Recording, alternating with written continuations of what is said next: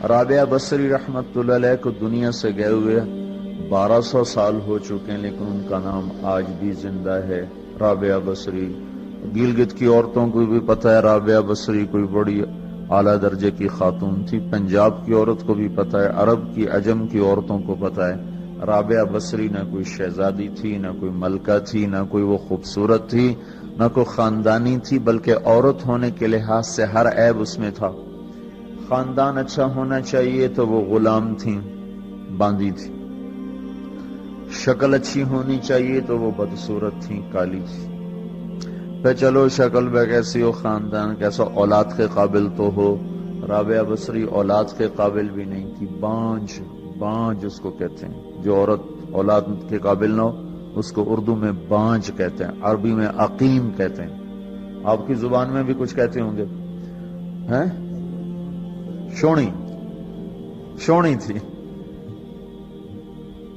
تو اب بتاؤ عورت ہونے کے لحاظ سے کوئی چیز ہے؟ شکل، پہلا تاثر شکل کالی، دوسرا تاثر خاندان غلام، تیسرا تاثر اولاد کے قابل نہیں، بانج ہے، شونی ہے۔ تو 1200 سال کے بعد میں گلگت میں کیوں اس کا نام بلند کر رہا ہوں؟ میں نے کسی بادشاہ کی بیوی کا نام تو نہیں لیا، سکندر کی بیوی اور بنو امیہ اور بنو عباس کی ملکہ اور بیگمات ان کے نام تو نہیں لیے، میں کہہ رہا ہوں رابعہ بصری۔ ان کی عادت یہ تھی، وہ روزانہ عشاء کی نماز کے بعد غسل کر کے کپڑے بدل کے اپنے خاوند سے پوچھتی آپ کو میری ضرورت ہے؟ اگر وہ کہتے کوئی نہیں ہے تو پھر پوچھتی مجھے اجازت ہے؟ وہ کہتے اجازت ہے تو پھر مصلے پہ کھڑی ہو جاتی ہے اور فجر کی نماز تک مصلے پر کھڑی رہتی تھی۔ ان کا خاوند جلدی فوت ہو گیا، جوانی میں ہی بیوہ ہو گئی، تو حسن بصری بصرہ کے امام، کیا سارے مسلمانوں کے امام تھے، وہ خود آئے، خود چل کے آئے کہ میں آپ سے شادی کرنا چاہتا ہوں۔ وہ کوئی شادی کا شوق نہیں تھا ان کو، وہ تو اولاد کے قابل نہیں، شکل صرف ان کی نیکی اور ان کا جو اللہ سے تعلق تھا، ان کو یہ لالچ ہوا کہ یہ میری بیوی ہو جائے تو اس کی توفیل شاید میری بخشش ہو جائے۔ تو ان کے پاس آئے، کہنے لگے رابعہ میں آپ سے شادی کرنا چاہتا ہوں، خود پیغام لے کر آئے۔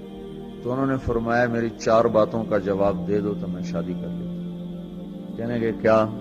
کہ یہ بتاؤ میں جنتی ہوں کہ دوزخی ہوں؟ کہنے لگے یہ تو میں کچھ نہیں کہہ سکتا۔ اچھا یہ بتاؤ جب اللہ تعالیٰ قیامت میں اعمال نامے اڑائے گا، کسی کے سیدھے ہاتھ میں آئے گا، کسی کے الٹے ہاتھ میں آئے گا، میرے سیدھے ہاتھ میں آئے گا کہ الٹے ہاتھ میں آئے گا؟ کہنے لگے یہ بھی کچھ نہیں بتا سکتا۔ کہنے لگے اچھا یہ بتاؤ جب اللہ نیکیوں کو تولے گا، کسی کی نیکیاں بڑھ جائیں گی، کسی کے گناہ بڑھ جائیں گے، میرے گناہ زیادہ ہوں گے نیکیاں زیادہ ہوں گی؟ کہ یہ بھی نہیں بتا سکتا۔ کہ اچھا یہ بتاؤ جب لوگ پل صراط سے گزریں گے، کوئی پار نکل جائیں گے، کوئی نیچے گر جائیں گے، تو میں پار نکلوں گی کہ دوزخ میں گروں گی؟ کہنے لگے یہ بھی میں نہیں بتا سکتا۔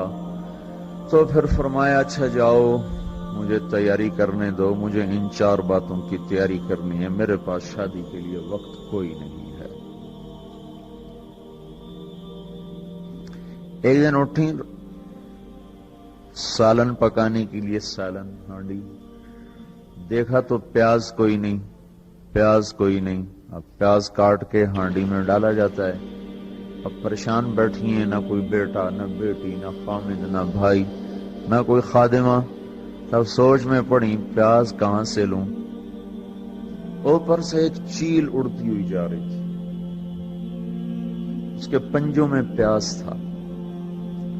جب وہ اوپر آئی ہے تو اس کے پنجے چھوٹے اور پیاز سیدھا رابعہ بصری کی گود میں آ کے گرا۔ جو ہم سے دوستی لگاتے ہیں ہم پرندوں کو ان کا خدمت گزار بنا دیتے ہیں، ہاں جو اللہ سے دوستی لگا لیتے ہیں اللہ دنیا ان کے لیے مسخر کر دیتا، اللہ دنیا ان کے پاؤں میں ڈال دیتا۔ تو جب ان کا انتقال ہوا، رات کو ان کا انتقال، تو اپنی خادمہ سے کہا بس 2-4 آدمی بلا کے مجھے جلدی سے دفن کر دو، کسی کو نہ بتاؤ، صبح لوگوں کو بتا دینا،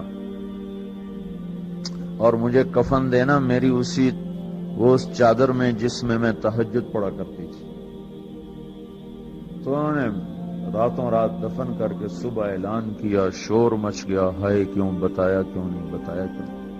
تو اگلی رات ان کی خادمہ نے ان کو خواب میں دیکھا، سبز لباس پہنا ہوا، حسن و جمال، سورج چہرے پہ چمک رہا. پوچھا آپ کے ساتھ کیا ہوا؟ کہا میرے اللہ نے میرے ساتھ بہت عمدہ معاملہ کیا. کہا آپ کی وہ چادر کہاں گئی جس میں آپ کو کفن دیا تھا؟ کہا وہ اللہ تعالیٰ نے اتار لی ہے اور مجھے جنت کا جوڑا پہنایا ہے، اور اس چادر کو اللہ نے سنبھال کے رکھا ہے. جب قیامت کے دن میری نیکیوں کو اللہ تولے گا تو اس چادر کو بھی اس میں تولے گا. انہوں نے پوچھا منکر نکیر کا کیا ہوا؟ سوال جواب ہوتا ہے نا، منکر نکیر آتے ہیں، ان کا کیا ہوا؟ کہا وہ آئے تھے تو انہوں نے مجھ سے کہا من ربکی، تیرا رب کون ہے، تیرا رب کون ہے؟ تو میں نے منکر نکیر سے کہا جس اللہ کو 40 سال نہیں بھلایا اس کو 4 ہاتھ زمین کے نیچے آ کر میں بھول جاؤں گی. یہ نہیں کہا ربی اللہ ہے، بلکہ ان کو یوں کہا کہ جس رب کو 40 سال میں نہ بھلا سکی اس کو 4 ہاتھ زمین کے نیچے آ کر میں بھول جاؤں گی. تو منکر نکیر نے کہا اب اس کا آگے کیا حساب لینا، چلو بھائی واپس چلو، چلو بھائی واپس چلو. یہ بات آپ نے حضرت عمر سے فرمائی تھی، عمر وہ کیا دن ہوگا جب تو قبر میں ہوگا اور منکر نکیر آئیں گے زمین کو چیرتے ہوئے اور ان کے ہاتھ میں ہتھوڑا ہوگا، ساری دنیا کے انسان جن اٹھانا چاہیں تو اٹھا نہیں سکیں گے، اور ان کی آواز میں بجلی کی کڑک ہوگی اور وہ زمین کو چیرتے ہوئے آئیں گے، ان کے دانت لمبے ہوں گے.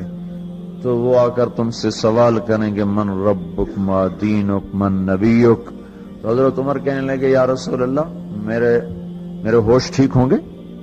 جیسے میں اب بیٹھا ہوں میں ایسے ہوں گا؟ تو ہمارے نبی نے فرمایا ہاں تو ایسے ہی ہوگا جیسے تو اب بیٹھا ہوا ہے. تو کہنے لگے پھر میں اچھی طرح ان سے نمٹ لوں گا. تو جبریل آئے، کہنے لگے یا رسول اللہ ہم دیکھ رہے ہیں آگے کہ عمر کو جب قبر میں ڈالا جائے گا اور آ کر منکر نکیر ان سے سوال کریں کہ مر ربک، تو یہ کہیں گے ربی اللہ فمن ربکما، میرا رب تو اللہ ہے، تم بتاؤ تمہارا رب کون ہے. میرا دین تو اسلام ہے، تم بتاؤ تمہارا دین کیا ہے. تو وہ منکر نکیر کہیں گے عجیب بات ہے، ہم تمہارا حساب لینے آئے کہ تم ہمارا